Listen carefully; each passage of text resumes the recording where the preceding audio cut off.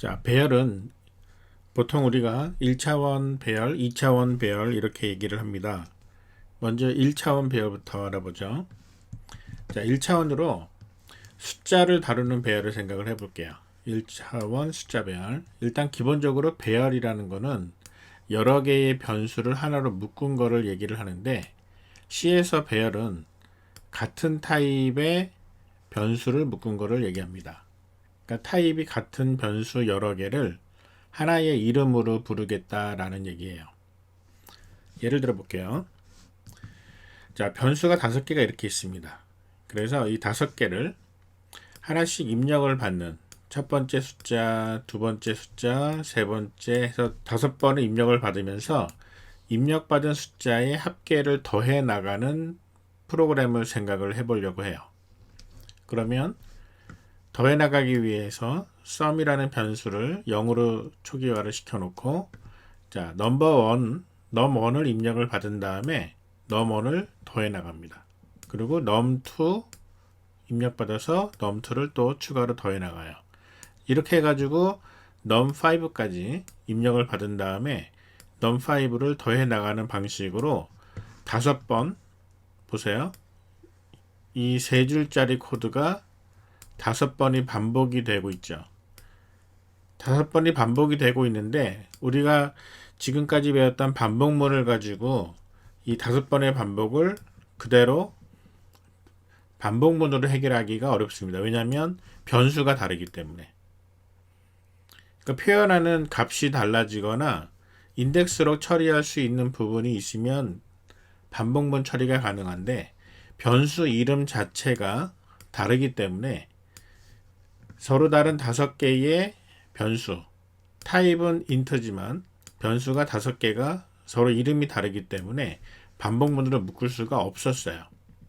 그런데 이거를 배열을 사용하면 가능합니다. 자, int num5라는 이러한 배열을 생각을 해보자. 5개의 숫자 배열. 즉, 배열은 다시 얘기하지만 같은 타입을 갖는 여러 변수를 하나로 묶은 거예요. 이름이 num이라는 변수인데 이 변수는 배열 변수입니다. 그래서 같은 타입, 즉 int라는 타입이 5개가 묶여 있는 거예요. 그래서 이 코드에서 3줄씩 반복되어 가는 부분에서 변수 이름을 num1, num2 이렇게 따로따로 매기지 말고 num이라는 배열 변수에 인덱스를 붙여나가는 겁니다.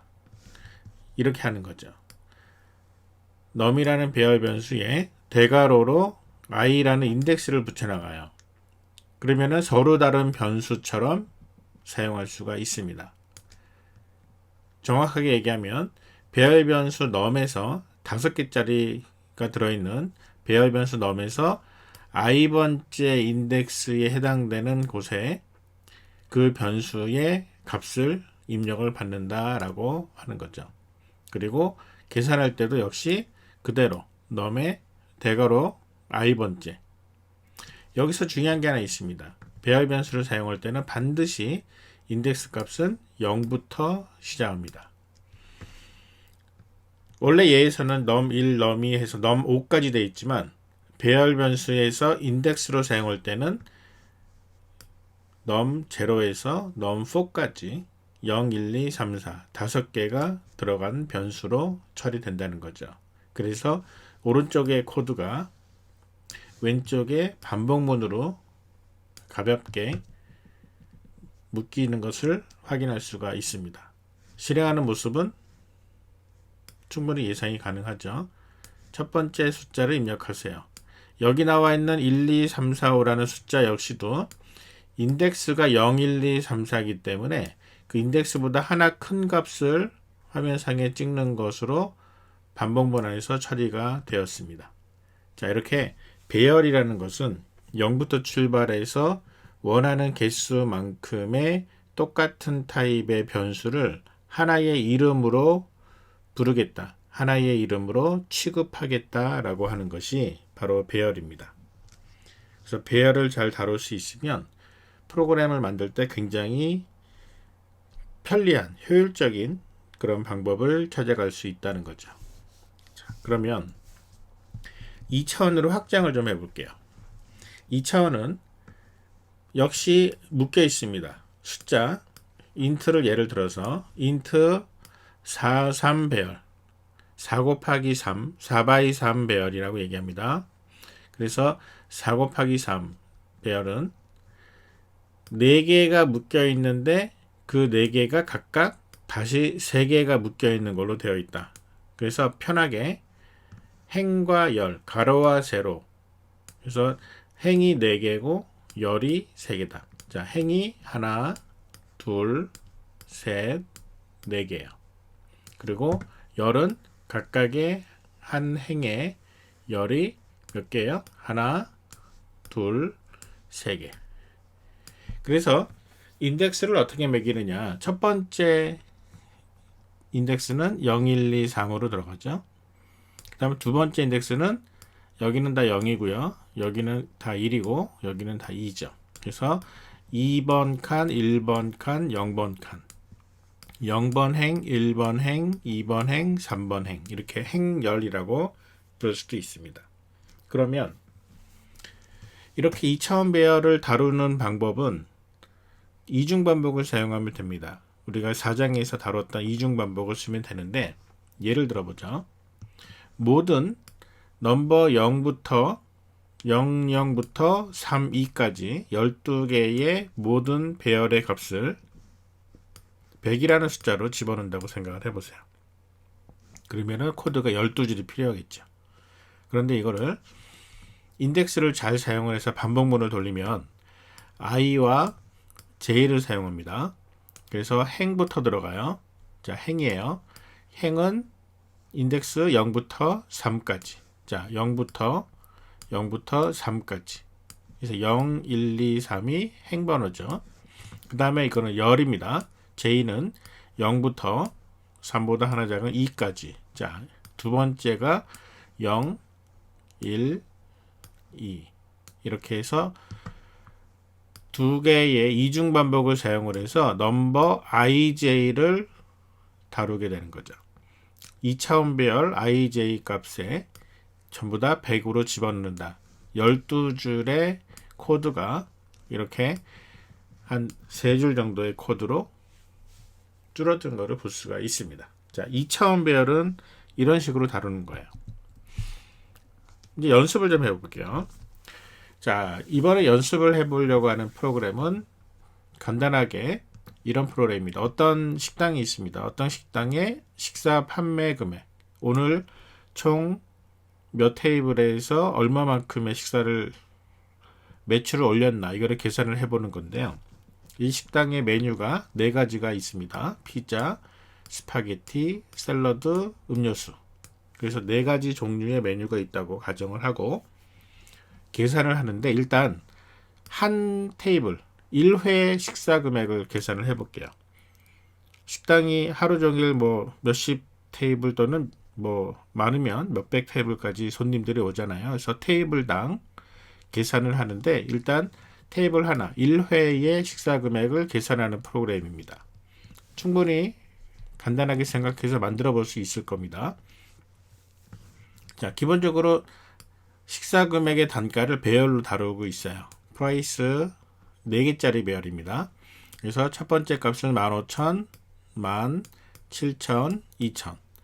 배열을 선언하면서 처음 값을 넣어주는 방법이 이렇게 넣어줄 수가 있습니다. 그리고 오더라는 이 배열 변수는요, 주문한 개수, 메뉴가 4가지가 있으니까 각각의 메뉴별로 주문한 개수를 입력받기 위해서 4개짜리 정수 배열을 만들었어요. 그러면 시작을 해볼게요. 자, 출력합니다. 메뉴 번호를 쭉 불러주고 메뉴별로 주문한 개수를 입력을 받습니다. 메뉴별로 주문 개수. 그러면 메뉴가 4개니까 %D로 4번을 입력을 받아야 되겠죠. 여기처럼 모든 메뉴로 하나씩 주문했다라는 얘기예요. 그러면은 이렇게 오더 0부터 오더 3까지 4개의 배열 변수 값을 그냥 변수 다루듯이 똑같이 다루면 됩니다.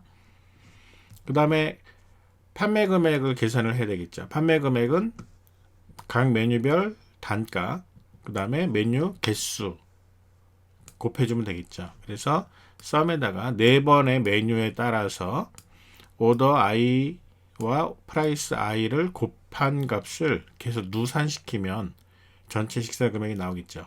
한 테이블의 식사 금액을 계산하는 프로그램은 이 정도 코드로 충분할 겁니다. 그래서 모든 메뉴를 하나씩 시켰을 경우에 식사 금액은 총 34,000원.